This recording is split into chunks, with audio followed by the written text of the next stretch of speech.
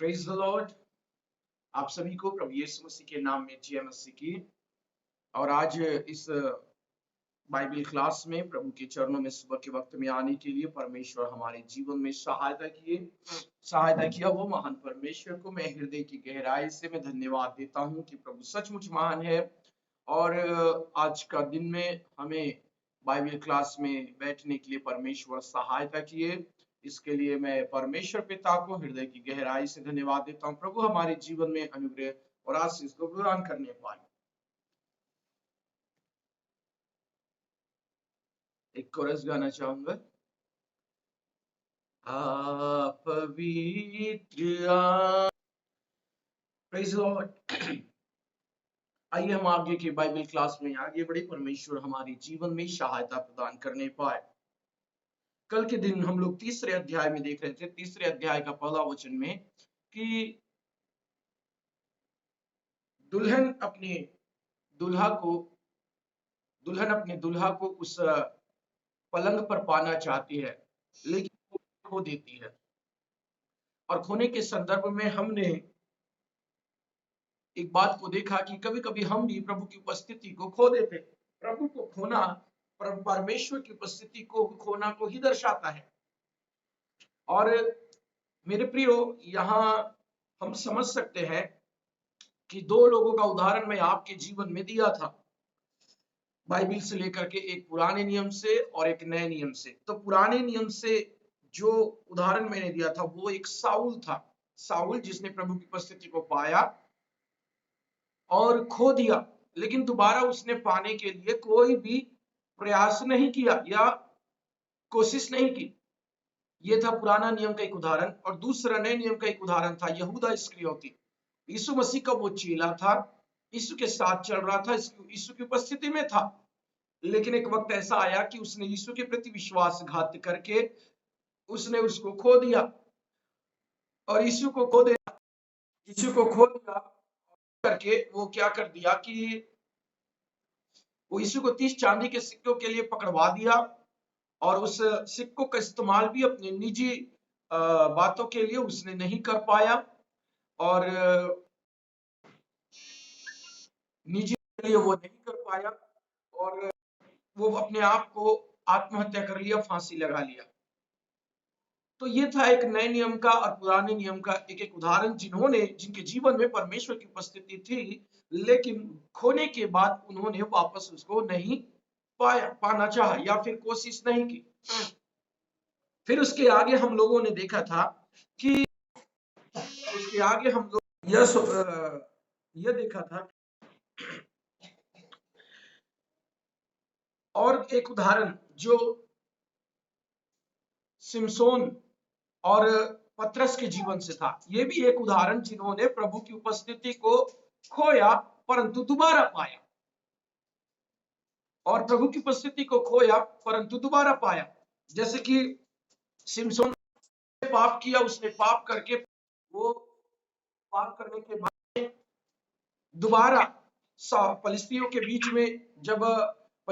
बीच में जब तमाशा बन गया, तो वो तमाशा बन जाने के बाद में क्या हुआ कि तमाशा बन गया के बाद दोबारा उसने प्रार्थना किया, और दोबारा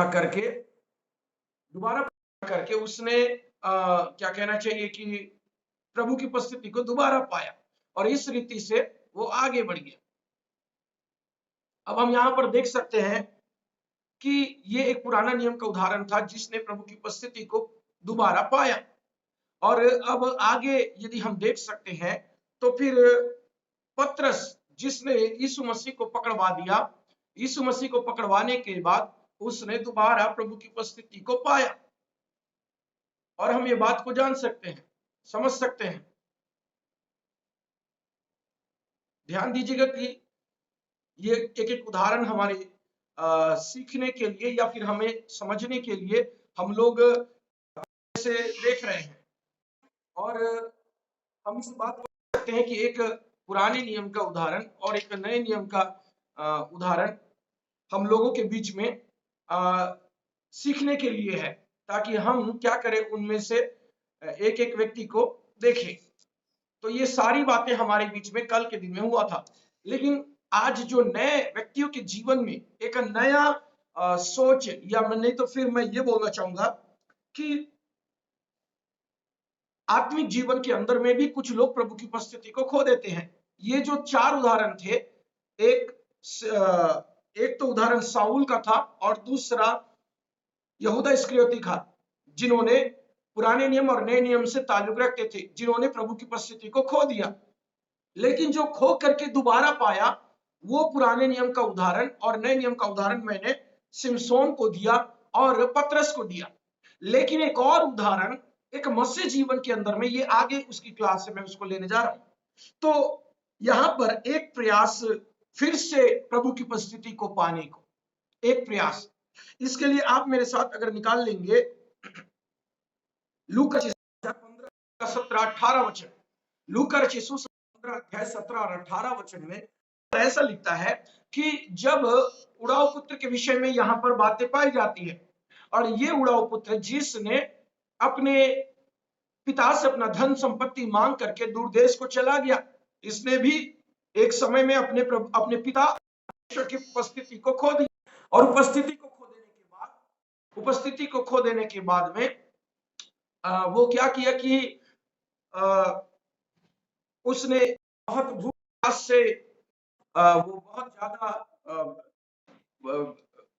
क्या कहना चाहिए कि जस्ट मिनट आप रुकेंगे, एक फोन है, इमरजेंसी है, सॉरी फॉर डिस्टरबेंस, थोड़ा रुकावट आ रहा था, एक इमरजेंसी फोन कॉल था तो बीच में लेना पड़ गया, सॉरी उसके लिए। तो एक प्रयास प्रभु की उपस्थिति को पाने को, तो जिसमें उड़ाऊ पुत्र जिसने अपना सब कुछ बर्बाद किया, लेकिन एक दिन वो अपने जीवन में बैठ करके सोचा, और वो सोच करके ये बोला कि मैं फिर अपने पिता के घर लौटूंगा। ये था एक प्रयास जो प्रभु की उपस्थिति को दोबारा पाने का, या उसके पिता की उपस्थिति को दोबारा पाने का। तो ये जो प्रयास जब उड़ाऊ पुत्र ने किया, ये उड़ाऊ पुत्र जिसने अपना धन दौलत सब कुछ बर्बाद करके वो बैठा है, लेकिन वो अपने पिता के पास लौट नहीं आया।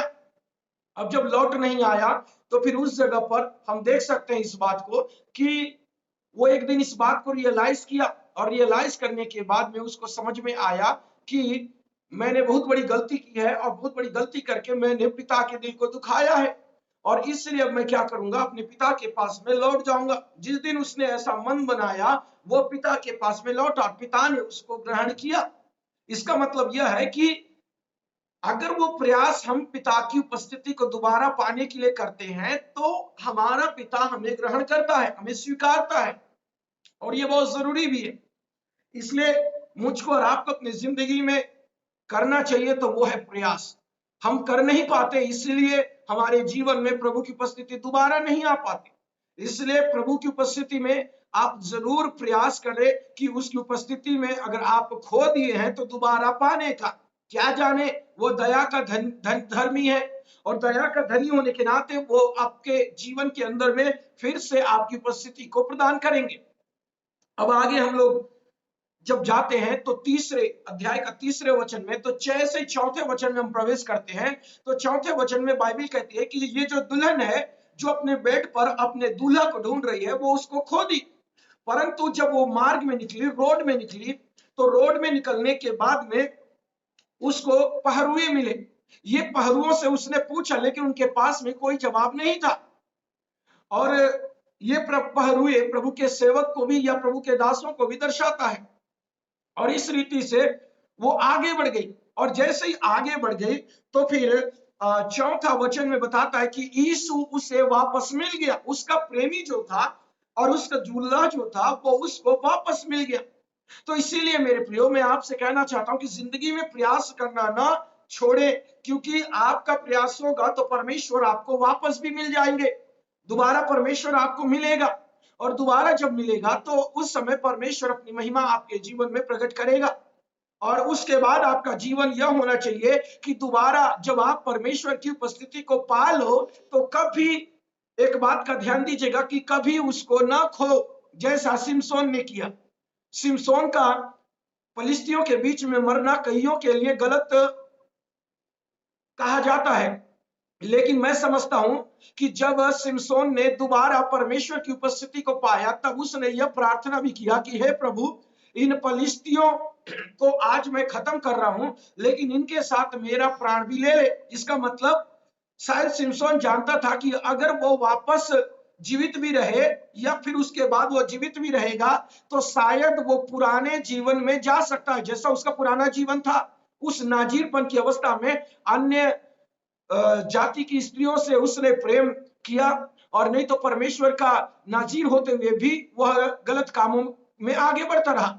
शायद उसने सोचा कि अगर मैं जीवित रहूंगा तो यही कारण मेरे जीवन में होता रहेगा, यही प्रक्रिया मेरे जीवन में होती रहेगी।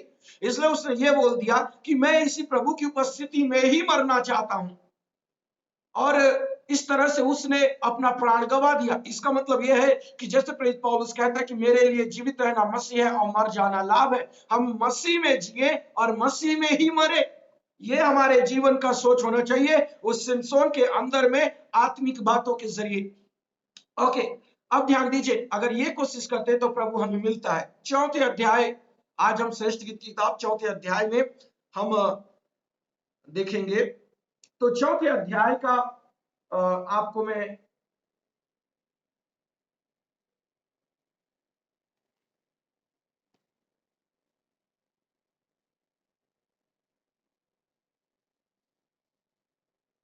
अध्याय 4, इसका सारांश, ये अध्याय 4 का सारांश यह है कि इस अध्याय में ध्यान दीजिएगा, इस अध्याय में दूल्हा बहुत कम बातें कर रहा है।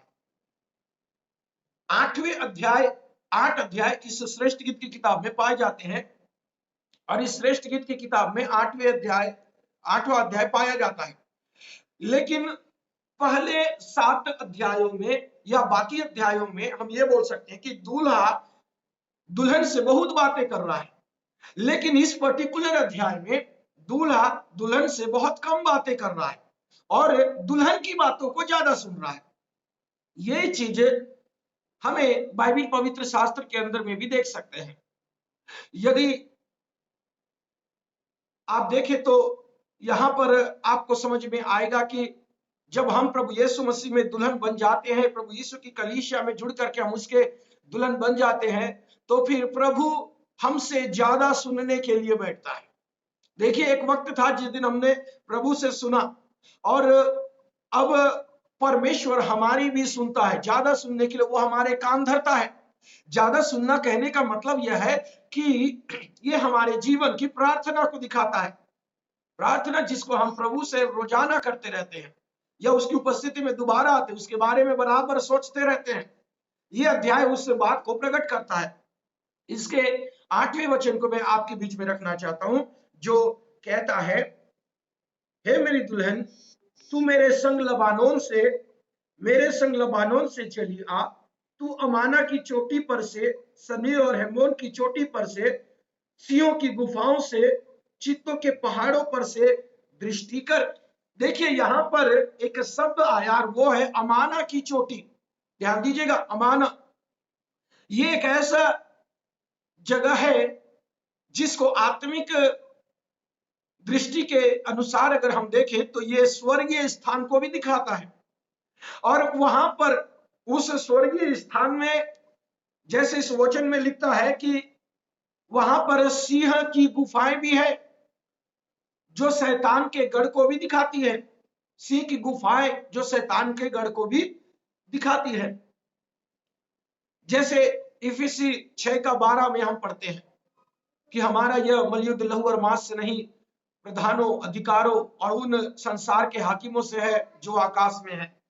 देखिए, यहां पर यह वो स्थान है, अमाना की चोटी, जहां पर आपका और यीशु मसीह का मिलन होगा। ध्यान दीजिएगा, आपका और यीशु मसीह का मिलन होगा। आप और आपके यीशु का या कलीसिया और यीशु का मिलन कहां होगा? बादलों पर।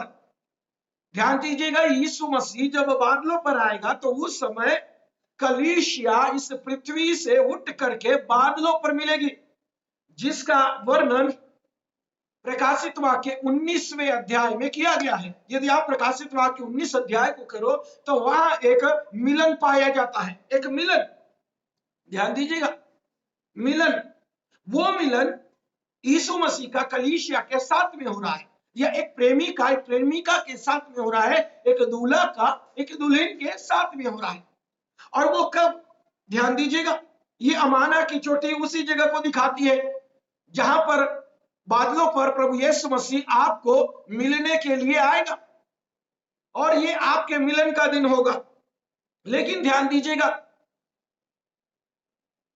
वहां सिंह की गुफाएं भी है। सिंह की गुफाएं का मतलब क्या है? आपको स्मरण आता होगा कि आप जब आप दानियल की किताब पढ़ते हैं तो दानियल की किताब में आपको एक बात समझ में आता है, शायद 9वें अध्याय में, कि दानियल ने किसी विषय के लिए प्रार्थना किया है और उसका प्रार्थना स्वर्ग चला गया।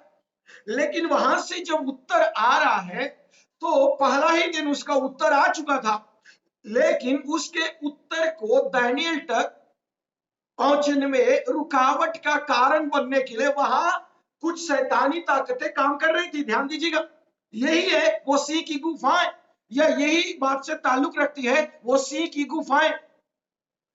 ये इसमें कोई शक नहीं कि आपके जीवन में की जाने वाली प्रार्थना स्वर्ग तक तो चली जाती है, स्वर्ग जाने में उसको कोई रोक टोक नहीं होता। लेकिन जब उधर से आंसर आता है, उत्तर आने में समस्या होता है।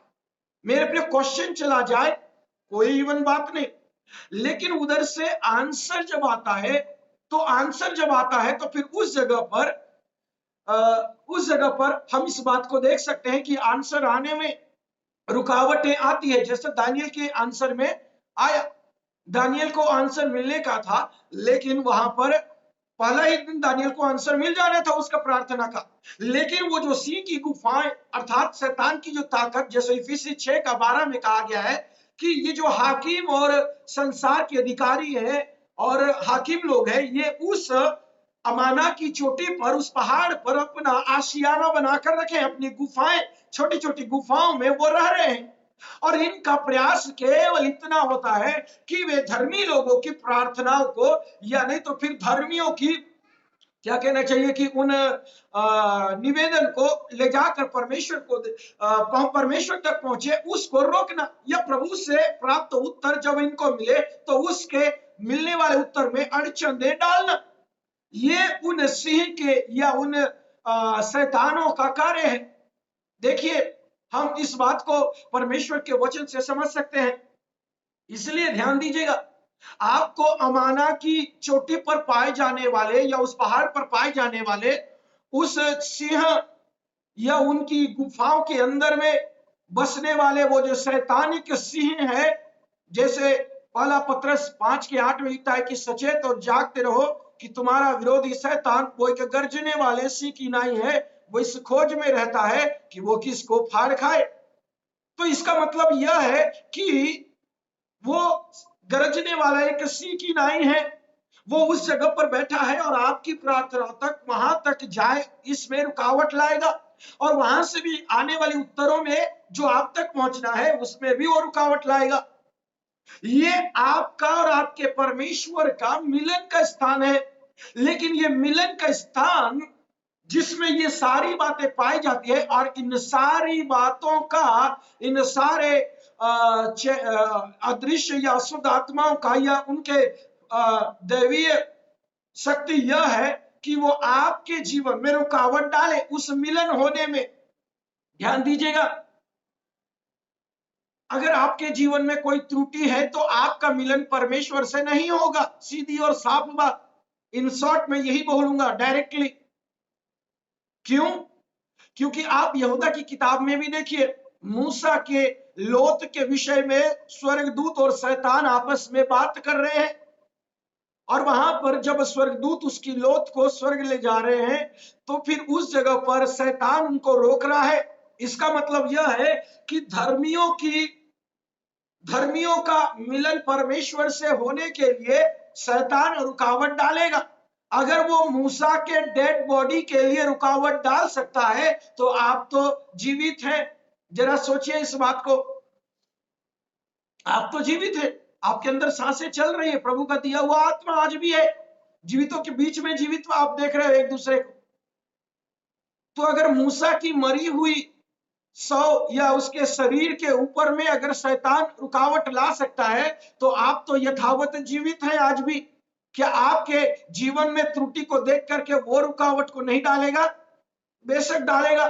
फिर आप सोचिएगा इस बात को कि कहां मेरे जीवन में कमी आ गया कि मेरे शरीर के विषय में शैतान रुकावट डाल रहा है।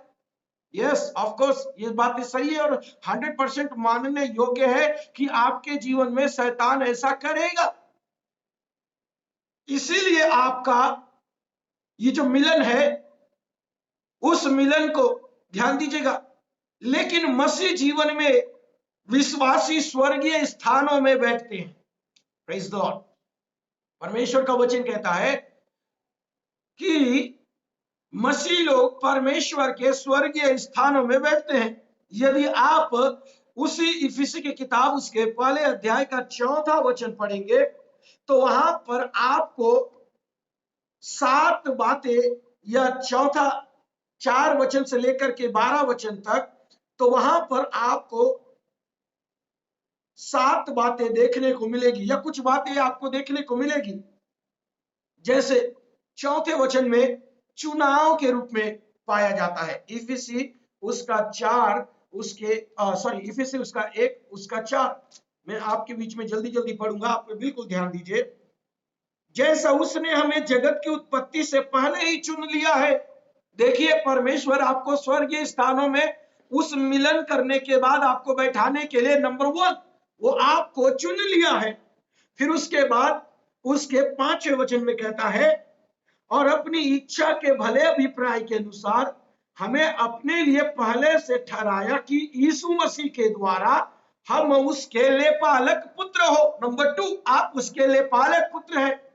देखिए, जब आप चुने गए तो आप उसके लेपालक पुत्र बन गए।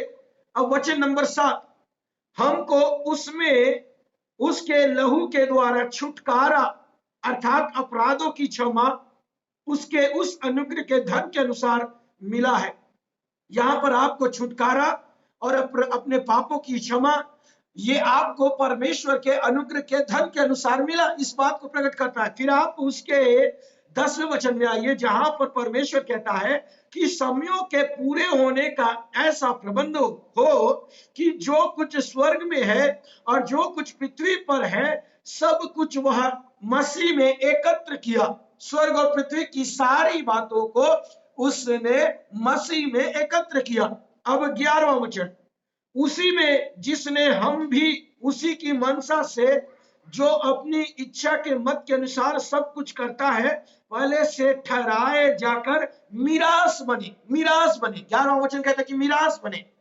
और उसके बाद 13वां वचन कहता है, जब मिरास बने तो और उसी में तुम पर भी जब तुमने सत्य का वचन सुना, जो तुम्हारे जीवन का समाचार सुसमाचार है, और जिस पर तुमने विश्वास किया, प्रतिज्ञा किए हुए पवित्र आत्मा की छाप लगी। प्रतिज्ञा किया हुआ पवित्र आत्मा की छाप, मिरास बने तो पवित्र आत्मा का शील, उसकी छाप लगी। ये सारी बातें एक ही बात के ऊपर में डिपेंड करता है, वो है 3रा वचन। वहां पर कहता है, हमारे प्रभु यीशु मसीह के परमेश्वर और पिता का धन्यवाद हो कि उसने हमें मसीह में स्वर्गीय स्थानों में सब प्रकार की आत्मिक आशीषें दी है। Praise the Lord. देखिए, यहां पर इसके मायने क्या है। मसीह में परमेश्वर पिता के द्वारा हमें स्वर्गीय स्थानों में सब प्रकार की आशीषें, ये सारी जो आशीष है 4 से लेकर के 11, 12 वचन तक, 13वां वचन तक आपने पढ़ा, ये सारी आशीषें उस मसीह लोगों को स्वर्गीय स्थान में बैठने के कारण से प्राप्त होगी। Praise the Lord. आप इस बात के लिए प्रभु का धन्यवाद कर सकते हैं। इसीलिए आप अपने जीवन को मसीह में होने लायक बनाए रखें, तब जाकर परमेश्वर का वचन आप में पूरा होगा और आपका मिलन परमेश्वर के साथ में होगा। अमाना की चोटी पर कितनी सिंह की गुफाएं क्यों ना रहे, आपका मिलन परमेश्वर से जरूर होगा। क्योंकि परमेश्वर आपको जगत के पहले से चुना, जगत के पहले से चुन करके आपको लेपालिक पुत्र बनाया, और पुत्र बनाया तो वह तुम्हारे पापों को क्षमा करके उद्धार और पापों की क्षमा दे करके अपने उस अनुग्रह के धन के अनुसार दिया। इतना ही नहीं, जब आपको ये मिला तो आप परमेश्वर की मिरास बन गए, और मिरास बन जाने के बाद स्वर्ग और पृथ्वी की सारी बातों को परमेश्वर आपके जीवन के लिए एक कर दिया, और आपके ऊपर में पवित्र आत्मा की छाप को डाला। और पवित्र आत्मा की छाप को डाल करके वो क्या करता है कि आगे आपको बताता है ये सारी बातें आपके जीवन में तब पूरी हो जाएगी जब तीसरे वचन के अनुसार आप अमाना की चोटी पर परमेश्वर के पुत्र अर्थात उस स्वर्गीय दूल्हा प्रभु यीशु मसीह के साथ में आपका मिलन होगा। Praise the Lord. इसके लिए आप अपने जीवन को तैयार करें। अगर जीवन तैयार है तो फिर अच्छा है, नहीं तो फिर दुनिया की बातों में अगर फिर फंसे रहना है तो फिर फंसे रहिए। फिर सिंह पीछे से जब उसने मूसा की उस या मूसा की उस के ऊपर में जब उसने बात किया तो फिर क्या वो आपके जीवित शरीर के विषय में क्या वो बात नहीं करेगा? बेशक करेगा। वो ध्यान दीजिएगा। इसलिए संसार की बातों से मन फिराइए, सही बनिए, और सारी बातों को छोड़कर प्रभु में भयभक्ति के साथ जीवन बिताइए। प्रभु में भयभक्ति के साथ जीवन बिताने से ये जो सिंह है आपको नहीं छुएगा। अन्यथा ये तो जब मूसा के उस मरे हुए शरीर के विषय में जब बात कर सकता है तो आप तो यथावत अपने आप को जीवित पाए जा रहे हैं, इस संसार में जीवितों के बीच में जीवित पाए जा रहे हैं। तो जरा सोचिएगा इस बात को। तो फिर अब ध्यान दीजिए, हम अपने क्लास में आगे बढ़ेंगे। बिल्कुल थोड़ा सा समय हमारे बीच में रह गया है। अब आगे 4 का 12 वचन, 4 का 12, जिसमें ऐसा लिखता है, मेरी बहन मेरी दुल्हन किवाड़ लगाई हुई बारी के समान, किवाड़ बंद किया हुआ सोता और छाप लगाया हुआ झरना है। ध्यान दीजिएगा, इस 12वें वचन में दूल्हा दुल्हन के बारे में प्रशंसा कर रहा है, और उससे विश्वास है कि उसकी जो दुल्हन है जिससे उसका मिलन होने वाला है वो दुल्हन के अंदर में बातें पाई जाती हैं,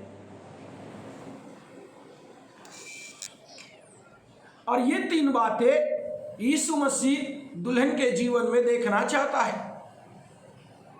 इस बात को यहां पर 12वें वचन में दूल्हा दुल्हन की प्रशंसा कर रहा है, उसकी बड़ाई कर रहा है। यीशु मसीह की कलीसिया की बड़ाई करना है, और कलीसिया की बड़ाई बेहद जरूरी है। हर व्यक्ति अपने अपने दुल्हन की बड़ाई करता है कि वो दिखने में सुंदर है, वो ऐसी है, वो ऐसी है, इत्यादि इत्यादि, उसका गुण ऐसा है।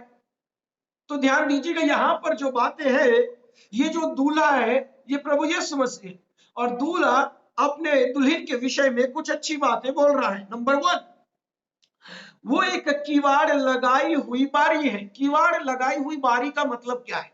उसी 12वें वचन में 3 बातों को दूल्हा प्रकट कर रहे हैं। किवाड़ लगाई हुई बारी, इसका मतलब किवाड़ मतलब दरवाजा।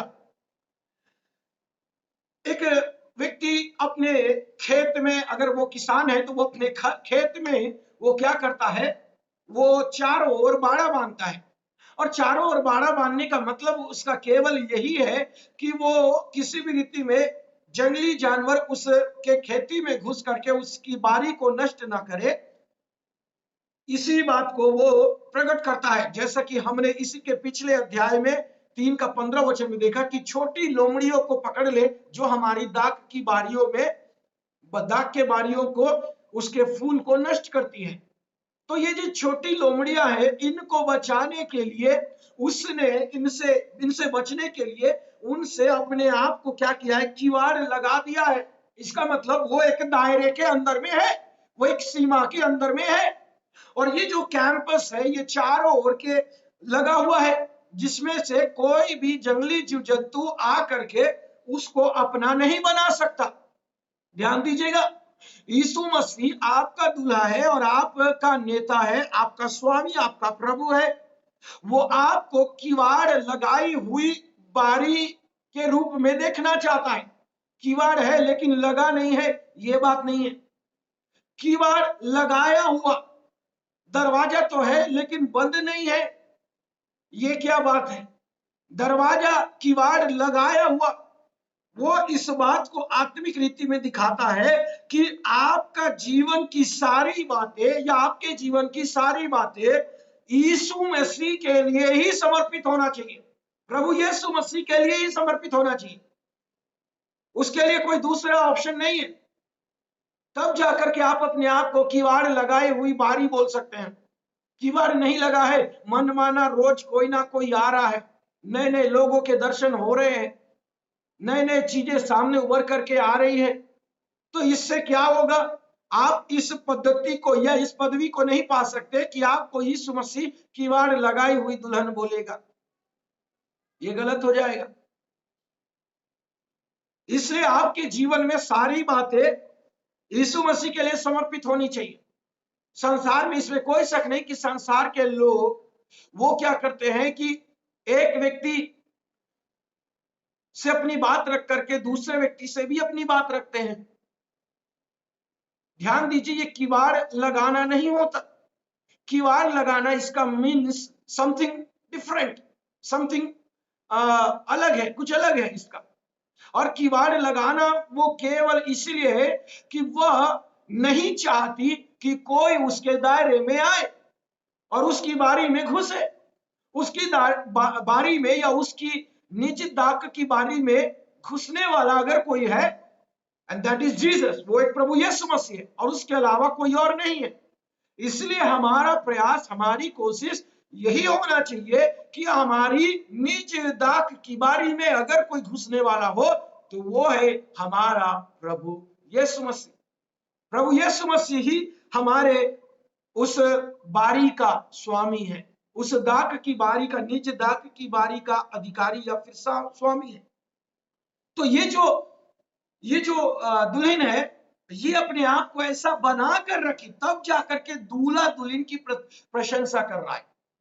अगर हम अपने आप को ऐसा बना कर रखेंगे तब जाकर के दूल्हा दुल्हन की या यीशु मसीह हमारी प्रशंसा करेगा, नहीं तो फिर कहां से प्रशंसा करेगा। नंबर 2, यहां पर क्या कहता है, किवाड़ बंद किया हुआ सोता। यहां एक ही शब्द दोहराया गया है, किवाड़ बंद किया हुआ सोता, द्वार बंद किया हुआ सोता। देखिए उसके अंदर में वो सोता है और ये सोता का अर्थ पवित्र आत्मा से है।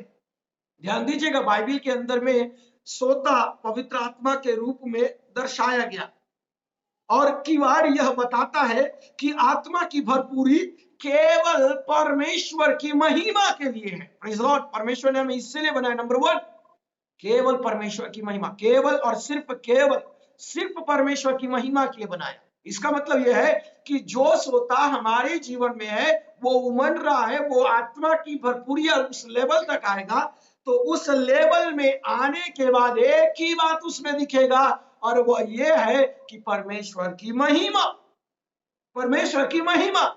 उसको छोड़ करके कोई और व्यक्ति को आप हाँ अच्छा है, हाँ अच्छा है, आप बहुत अच्छे हैं, ये वो इत्यादि इत्यादि बोलेंगे तो फिर समझ लीजिएगा ये महिमा जो परमेश्वर का है उठा के आपने दूसरे को दे दिया।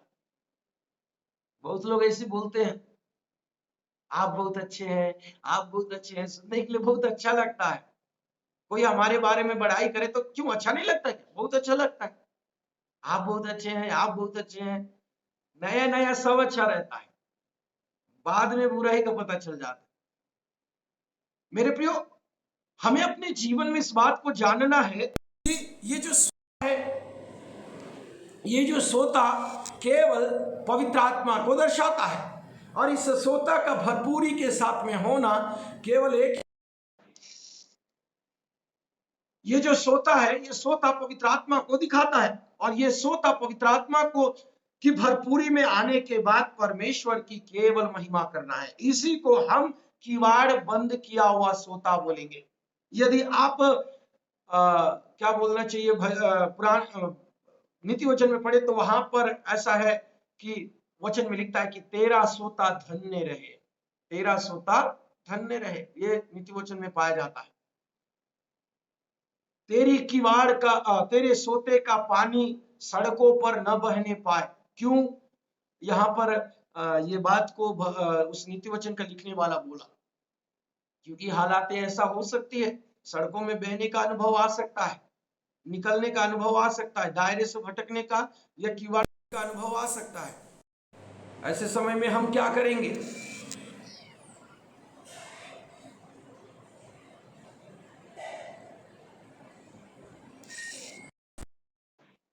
ध्यान दीजिएगा, नीति वचन में इस बात को आप पाएंगे, नीति वचन के अंदर में आप इस बात को पा सकते हैं। समय हमारा खत्म हो रहा है और हो ही चुका है। आगे की क्लास को हम कल के दिन में देखेंगे। यहाँ से किवाड़ बंद किया हुआ सोता। परमेश्वर हमारे जीवन में आज की क्लास के जरिए बहुतायत में अनुग्रह और आशीष करने पाए। और आइए हम प्रार्थना में जाएं, अपनी अपनी आंखों को बंद करें।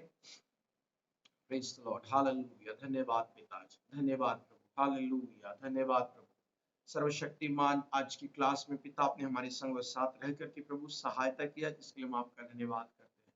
प्रभु आप अपनी महिमा में हमें ऐसे ही बढ़ाइए, धन्यवाद के साथ। हालेलुया प्रभु जी, आपकी दया से आगे बढ़ करके आपकी महिमा करने के लिए हमारे जीवन में ऐसे ही आप सहायता प्रदान कीजिए, ताकि मिलकर एक साथ में हम आपकी आराधना और महिमा कर सके। प्रभु हमारे जीवन में आप सहायता कीजिए। आज की क्लास में शामिल हुए हर एक जनों के संग साथ हो, हर एक को आशीष दे, और कल आपका आगमन देरी है तो वापस मिलने की आप सहायता कीजिए। आदर महिमा करो, आपको देते प्रार्थना तेरे बेटे यीशु के नाम में मांगते हैं, आमीन। प्रेज लॉर्ड, आप सभी को जय मसीह। प्रभु आपके जीवन में आशीष प्रदान करें।